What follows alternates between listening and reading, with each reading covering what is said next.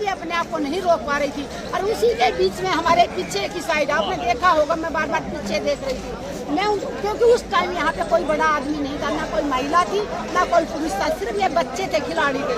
तो मैं दोनों बेटियों को उनके कंधे पे संभाल भी रही थी, अभी बेटा रो मत। और हमारे पीछे एक भाई जिसका सिर फूटा हुआ था, उसके सिर से खून निकल रहा था, राहुल यादव, और मैं बीच बीच में मुझे उसकी चिंता हो रही थी। मैं दोनों बेटियों को पकड़ के खड़ी हुई थी और बार बार उनको बोल रही थी कि इसको हॉस्पिटल लेके जाओ, क्योंकि वो भाई बार बार बेहोश हो। वही रोना आपका तो नगवारा गुजर गया ना सुधीर जी को, अच्छा नहीं लगा उनको, रो रही है, ये तो आंदोलन जीवी नहीं। अगर किसी के दुख में किसी को रोते हुए देख के आपको आंसू आ गए तो कोई गुनाह है क्या? उनके नजरों में गुनाह है तो सजा दिलाइए ना, करवाइए ना केस। हाँ। केस बनता, कौन सी धारा बनती है? अगर किसी का दुख देख के अगर किसी महिला के आंख में आंसू आ गए तो हमारा तो दिल ऐसा है भाई, हमारे तो आंसू जल्दी आ जाते हैं, और पत्थर दिल होंगे जिनके आंसू नहीं आ रहे। चलिए उसी में एक और था, हरियाणा सरकार, मनोहर खट्टर सरकार लगातार चुप्पी साधे हुए है। क्या वहाँ महिला सांसद नहीं है, क्या वहाँ महिला विधायक नहीं है जो इस पे बोल नहीं रही है?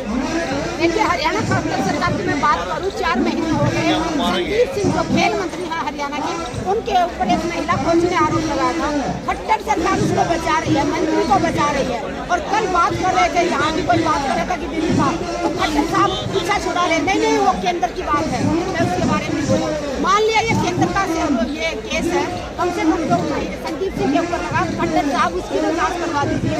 4 महीने से आप अपने मंत्री को बचाने की कोशिश कर रहे हैं, और वो बेचारी पीड़िता वो पकड़े खा रही है। मैडम उस दिन एक घटना और घटी थी, उसकी भी बार बार क्लिप चल रही थी कि जब उस दिन पीटी उषा यहाँ पर आई थी समर्थन देने, एक बाइट आपकी चलाई जा रही कि आपके पास से गुजर रही हैं और आप चंद शब्द कह रही हैं कि बेटियों के सम्मान में इतना लेट क्यों, लेकिन उसे दिखाया जा रहा है कि देखो देखो ये आंदोलन जीवी महिला ने अपमान कर दिया पीटी उषा का, भगा दिया, दौड़ा दिया। जिन्होंने जो झूठे आरोप लगाए हैं कि मैंने पीटी उषा का अपमान किया या पीटी उषा को धक्के मारे या गलत मतलब गालियां दी, उनके ऊपर मैं मानहानि का दावा भी केस भी कर सकती हूँ। क्योंकि मैं जब इतने नेशनल चैनल वहाँ खड़े हुए थे, इतनी सारी पुलिस खड़ी हुई थी, और पीटी उषा जी के साथ एक ऑफिसर आए थे, वो भी वहीं खड़े थे, एक महिला उनके साथ आई थी, वो भी वहीं खड़ी थी। मैंने ना तो उनके साथ गाली गलौज किया, ना उनको टच किया, जितने दूर आप हैं इतनी दूर मैं खड़ी हुई थी। और मेरा पहला सवाल था पीटी उषा जी से, मैडम जब आप मेडल लाए थे तो पूरे देश ने आपका सम्मान किया था। दूसरा मेरा सवाल था, 2-3 दिन पहले आपने मैडम इन आंदोलन के बारे में जो बोला, उससे महिला सम्मान, महिला पूरे समाज का अपमान हुआ है। मेरा तीसरा सवाल था, आप एक महिला होते हुए महिलाओं का अपमान क्यों किया? मेरे 3 ही सवाल थे। इसके अलावा मैं दावा करती हूँ कि कोई भी एक भी शब्द मेरे मुंह से निकला हुआ बता दीजिए, या मैं उन पर कहीं टच कर रही हूँ वो बता दीजिए। मैं एक आर्मी ऑफिसर की पत्नी हूँ, अनुशासन में जानती हूँ, अनुशासन में रहते हुए कभी किसी के अपमान की मैंने कोई बात नहीं बोली, ना किसी का अपमान किया। तो जो लोग जानबूझ के देश में भ्रम पैदा कर रहे हैं, अगर पीटी उषा का अपमान किया, हम क्यों अपमान करेंगे? क्योंकि वो भी भारत की बेटी है, उसने भी भारत का गौरव बढ़ाया। तो इन 3 सवालों के अलावा अगर मैंने कोई शब्द बोला हो तो मेरे सामने लाके दिखाएं। आपको लगता है मैडम कि मीडिया जानबूझ करके ट्रैप लगा रही है और आपको फंसा रही है? तो हम फंसने वाले नहीं है। सच को कितने दिन दबाओगे आप? जो सच की लड़ाई लड़ता है, जो सच बोलता है, उसके साथ ऊपर वाला होता है। तो अगर वो सच बोल रहे हैं तो क्लिप दिखाएं जहाँ पे मैंने उनको टच किया हो या मैंने कोई अपशब्द कहे हो। एक आखिरी सवाल लूंगा, लंबा हो गया, भावुक हो चुकी है, मैं नहीं चाहता कि आंसुओं पर रोटी सेकी जाए।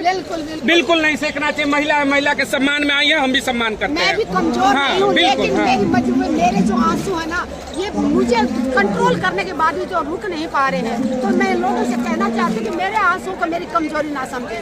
मीडिया को क्या जवाब देना चाहेंगे आप जो मीडिया चला रही है? मीडिया से यही कहना चाहूंगी कि आप झूठा आरोप लगाना बंद करें। ये ना हो कि मुझे मानहानि का दावा करना पड़े आपके ऊपर। ना तो मैंने पीटी उषा जी को टच किया था, ना ही मैंने कोई गलत शब्द कहे थे। अगर है टच किया हो या गलत शब्द किए हो तो आप मुझे वीडियो दिखाएं, फोटो दिखाएं।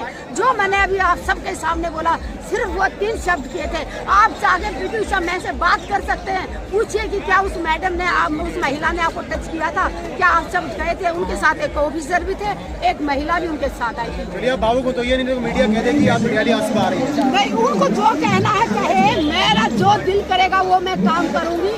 मेरा दिल जानता है कि मैं सच के साथ खड़ी हूँ। सुधीर चौधरी के लिए मैडम एक आपका जवाब मैं चाहूंगा, क्योंकि वार्ता ही उन्हीं से शुरू हुई थी।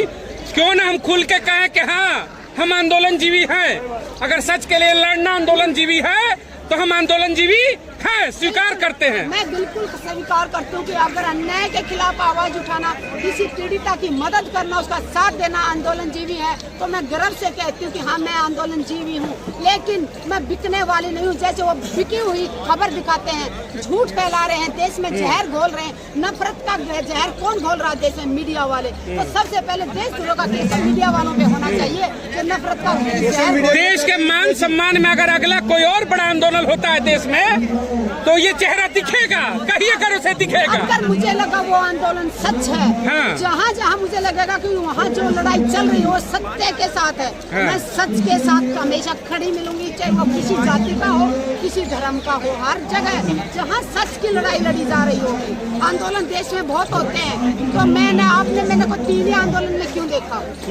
आंदोलन अगर देश के सैनिकों की विधवाओं को न्याय दिलाने के लिए अगर मैं 810 दिन रिले अगर स्ट्राइक कर सकती हूँ, एक टाइम खाना खा सकती हूँ, लगातार सुबह से लेकर शाम तक भूख हड़ताल करके रात को एक टाइम खाना खाती थी, और ये 2.25 साल तक लगातार ऐसा चला। होली दिवाली मेरी ये मंच पे बनी, 3 करवा चौथ थी जिसमें पानी की बूंद भी नहीं पीनी थी, तब भी मैं फौजी भाइयों के बीच में सुबह से शाम तक बिना पानी की बूंद पिए 3 करवा चौथ में मैं यहाँ बैठी थी। 11 दिन तक मैंने आमरण अनशन किया था, जिसमें 2 हवलदार जो 65 साल के थे, 62 साल का 65 साल का, वो भी मेरे साथ बैठे हुए थे बंगला नंबर 5 के सामने जंतर मंतर रोड पे, और जमीन में यहीं सोते थे, यहीं बैठते थे।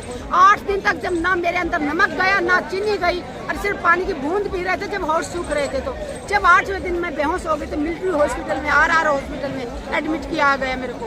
और जो आंदोलनजीवी बताते हैं तो मुझे कोई फर्क नहीं पड़ता। मुझे इस बात की खुशी है। एक मिनट कैमरा दिखाना, ये पीड़ा होती है एक आंदोलनजीवी बनने में।